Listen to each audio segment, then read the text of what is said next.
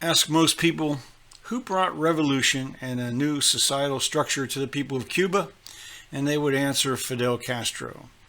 However, 7 decades earlier, Cubans had a chance for a very different future, a future based on principles advanced by Jose Marti. Jose Julian Marti Perez was born in this Havana house in 1853. In 1857, the family moved to Valencia, Spain, but stayed only 2 years before returning to Cuba. In 1865, he began studies under Rafael Maria de Mendiva, an outspoken Cuban nationalist. In addition to revolutionary ideas, Mendiva taught Marti to express himself through poetry.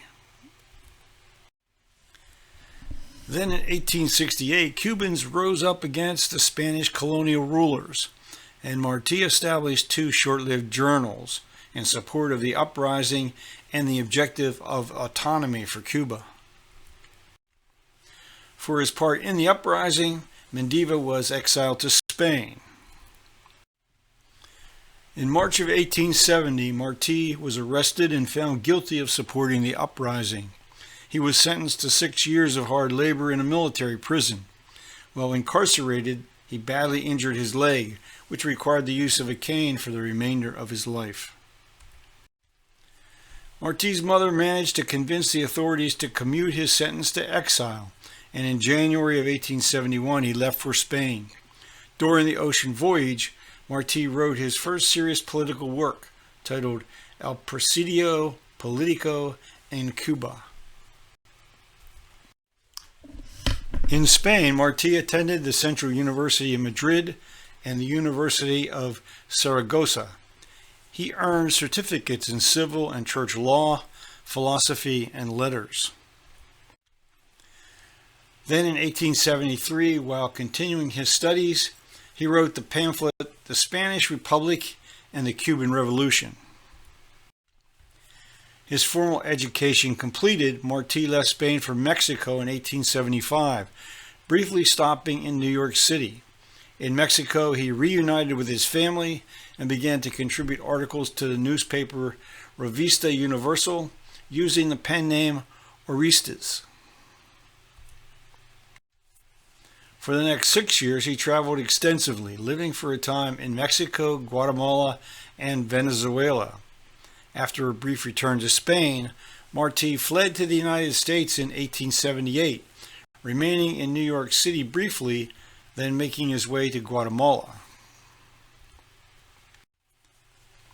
He ended up teaching history and literature in Guatemala, remaining for just over a year. While there, he met and married the daughter of a wealthy Cuban exile. Then, in 1879, a general amnesty was declared in Cuba, allowing him to return. Again, he voiced his opposition to the Spanish administration, and he was deported back to Spain. The year 1881 found Marti in Venezuela, where he founded the Venezuelan Review. Yet only a year later, he was back in New York City, where he joined with other Cuban exiles working for Cuban independence. This statue of Marti in New York's Central Park was finished in 1958, but placed in storage given the political developments in Cuba until installed in 1965. New York City was extremely important to the sugar trade between Cubans and owners of sugar refineries in the city. A large emigre community owned businesses, established their own social clubs, and published newspapers. A large number of working-class Cubans joined this migration. As explained by historian Richard B. Gray in the April 1963 issue of the Journal of Inter-American Studies, Jose Marti studied the socio-political arrangements and institutions of the United States in order to explain to Spanish-speaking people around the globe why Americans thought and acted as they did. Marti probed the depths of social, economic, and political change in the United States in the last 2 decades of the 19th century and evaluated its strengths and weaknesses with rare understanding. Marti had, while in New York City, come under the influence of Henry George's writings. He astutely grasped the broad implications of George's call for an end to the monopolization of nature. His analysis, written in mid-1886, appeared in the Buenos Aires publication La Nación. Marti wrote, "The oppressed workers are turning their eyes to the land against the day when universal production, piled up by machines, is stacked sky high in the markets with no buyers." Supporters of Henry George, given the glorious task of making the world of humans swing on better hinges without bloodshed, are going from nation to nation teaching a way of obtaining for the working man, by concise and intelligent action, a secure existence in which his food and shelter will not have to be a donation of charity.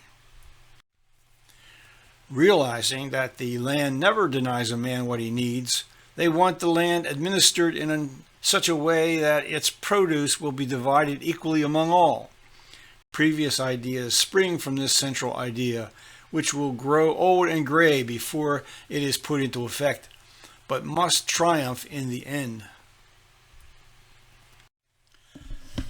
Where the Catholic Church stood on social reforms was of fundamental importance to Jose Marti.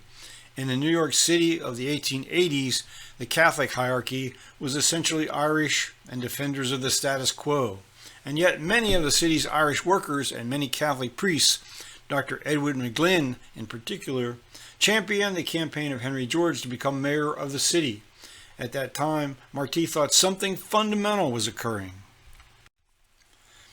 Henry George came from California and reissued his book, Progress in Poverty, and it spread through Christendom like a Bible.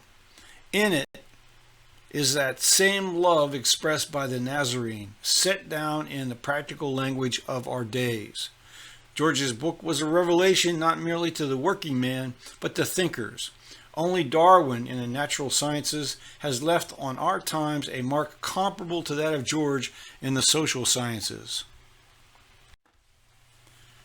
What Marti found most worthy of emulating was the energy of workers and inventors in the United States. The educational emphasis on practical knowledge he also found to be a cornerstone of what made the United States such a dynamic society. What concerned him most was what he observed as the growing abuse of power of industrialists and financiers in league with opportunistic politicians. Marti also became very concerned over the possibility that the United States would purchase Cuba from Spain. He responded by writing in English in support of Cuban independence. His experience attending the 1889-1890 Pan-American Conference held in Washington, D.C., convinced him of the U.S. intent to dominate Central and South America. This was followed by the U.S. organized International Monetary Conference, where Central and South American delegates were pressured to embrace bimetallism, that is, adding silver coinage to that of gold, sever their economic ties with Europe, and increase trade with the United States and Canada. Marti was now fully convinced of American imperialist intentions. He was selected to write the response from Latin America to the U.S. proposals. Events in Cuba were moving forward quickly. An expedition commanded by Maximo Gomez was organized to overthrow the Spanish administration. However, Marti saw nothing in Gomez as a leader and his thirst for personal power worth supporting. In 1892, Marti, with like-minded Cuban emigres, organized a Cuban Revolutionary Party in New York City. Articles 4 and 5 of the party's platform are worth repeating here. Article 4. The Cuban Revolutionary Party does not propose to perpetuate in the Cuban Republic, either with new forms or with changes that are more apparent than essential, the authoritarian spirit and bureaucratic composition of the colony, but to build, in the frank and cordial exercise of man's legitimate capabilities, a new and sincerely democratic nation able to defeat, through the order that stems from meaningful work and a balance of social forces, the dangers of sudden liberty in a society built upon slavery. Article 5. The Cuban Revolutionary Party does not plan to take to Cuba a victorious group of people who consider the island their prey and dominion, but to prepare, with all the effective means permitted it by freedom abroad, the war that must be fought for the integrity and welfare of all Cubans, and to give all Cubans a free country. In March of 1892, Marti founded the weekly newspaper Patria. As Marti explained the paper's purpose in the first issue, this newspaper is born in time of peril, to uphold freedom, to contribute to make its forces invincible by way of unity, and to prevent the enemy from defeating us again because of our disarray. Marti recognized two great enemies of Cubans as well as the people of other Central and South American societies: Spanish colonial rule and U.S. imperialism. In the 3rd of April 1892 issue of Patria, he expanded on the justice of the party's cause. By adversary, the free Cubans mean the foreign government that stifles and corrupts the country's forces, and the colonial constitution that would prevent the peaceful practice of independence in the free fatherland. The adversary is the foreign government which, due to the continuous incursion of vicious and rapacious office holders, is rotting a nation of people now forced to seek in immorality the sustenance they can no longer find in work. All Cuban and Puerto Rican patriotic organizations and groups were welcomed in the new party. Essential to the success of this effort was to enlist support from the military veterans of the earlier uprising. The officers were scattered throughout Latin America. Marti now had to decide to support Maximo Gomez to lead the military. He reached out to Gomez and visited him in the Dominican Republic. Marti then went to Costa Rica to enlist the support of another Cuban military leader, Antonio Maceo. Although Maceo had become a successful landowner in Costa Rica, he agreed to join the party and serve under Maximo Gomez in the new army. Marti's next major challenge was to raise the funds to recruit and supply the army Gomez and Maceo were to lead. In addition, a guerrilla force and underground network in Cuba was essential to the enterprise.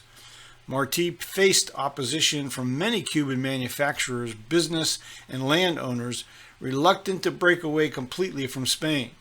These men sought a middle ground of self-government within the Spanish Empire, fearful that a period of anarchy was likely to occur. General Gomez and Jose Marti met in New York City in April of 1894 to plan the uprising and invasion. Gomez, with a small force, would land on the eastern end of Cuba. Antonio Maceo would come with a force from Costa Rica. A third force would depart from Key West. Details of the plan were inadvertently revealed in Florida. The Spanish government protested with the U.S. State Department, and the U.S. government seized the ships that were to be used, along with all of the arms and equipment on board those ships. By the end of 1894, new ships were obtained and equipped, leaving Florida on the 25th of December. The force reached Cuba in mid-January of 1895. Marti was now ready to return to Cuba to join with Gomez in the overthrow of Spanish rule. An order to initiate action written by Marti and signed by members of the Cuban Revolutionary Party on the 29th of January was issued and sent to Gomez. By late February, the Liberation Army forces were in control of many Cuban cities, but suffered a serious defeat trying to take Havana from the Spanish forces. Marti took a leading role in the Battle of Dos Rios near Palma Solano. Although wounded, he managed to organize an orderly retreat into the jungles. While Marti recovered, the Revolutionary Army continued fighting. In May, Marti penned a letter to longtime friend Manuel Marsado, repeating his dreams of democracy for Cuba, for racial and social harmony, and for freedom from outside influences. He wrote that it was his duty to prevent, by the independence of Cuba, the United States from spreading over the West Indies and falling with that added weight upon other lands of our America.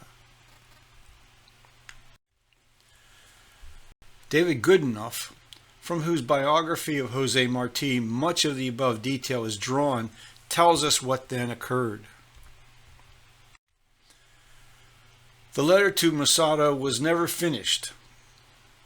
The next day, when he heard the sounds of a nearby battle, he could not bear to remain in camp while others were fighting and dying for a cause he so strongly believed in. He therefore disobeyed orders by leaping on a white horse and riding headlong into the fray. He was recognized by Spanish soldiers and died in a hail of bullets. Leadership of the party now passed to Tomas Estrada Palma, still in exile in New York. Palma sought support from the United States and moved the party headquarters to Washington, D.C. In Cuba, these measures were opposed by the civilian population, who continued to embrace Marti's vision of a democratic republic. What concerned the President of the United States, William McKinley, and his government was the protection of American property and business interests in Cuba. McKinley decided to provide assistance to the Liberation Army. The warship USS Maine was sent to Cuba and anchored in Havana's harbor. 9 days later, the ship exploded with the loss of 260 U.S. naval personnel.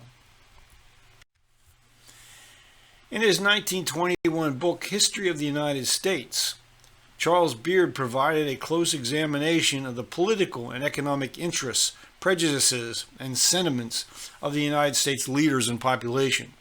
The outcome of the war with Spain was seen by many, but not all, as evidence of the realization of the nation's expansionary manifest destiny. The process had begun during the Civil War and vigorously continued thereafter. Jose Marti was not the only Latin American nationalist to embrace the principles of Henry George. Juan de Dios Tejada, a Dominican, arrived in New York City in 1897 and within a short period became a member of the Manhattan Single Tax Club. In 1902, he was in Cuba, where he responded to a National Party of Cuba request for essays on the economic conditions in Cuba.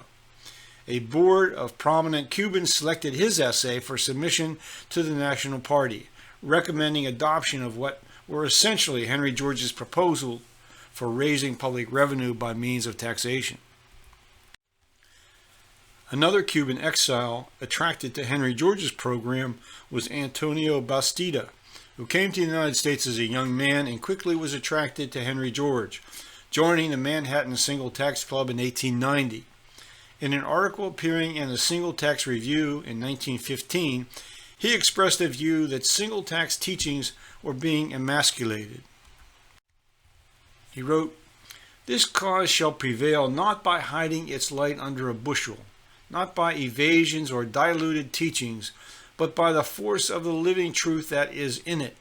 And while we older men may not live to see the harvest, we shall fill the present day with honest endeavor, and thereby merit and command the esteem of our comrades, at the same time setting a worthy example for them who shall follow after this on the path toward land and liberty, with resultant health and happiness for society." There are many what-ifs attached to the activism of Jose Marti. Had he lived to see the liberation of Cuba and the establishment of a civilian government, would he have pressed for the adoption of the single tax or some version of the public capture of rent to fund government? The selection of Juan de Dios Tejada's essay on Cuba's economy is more than an echo of Marti's influence. But then nothing happened.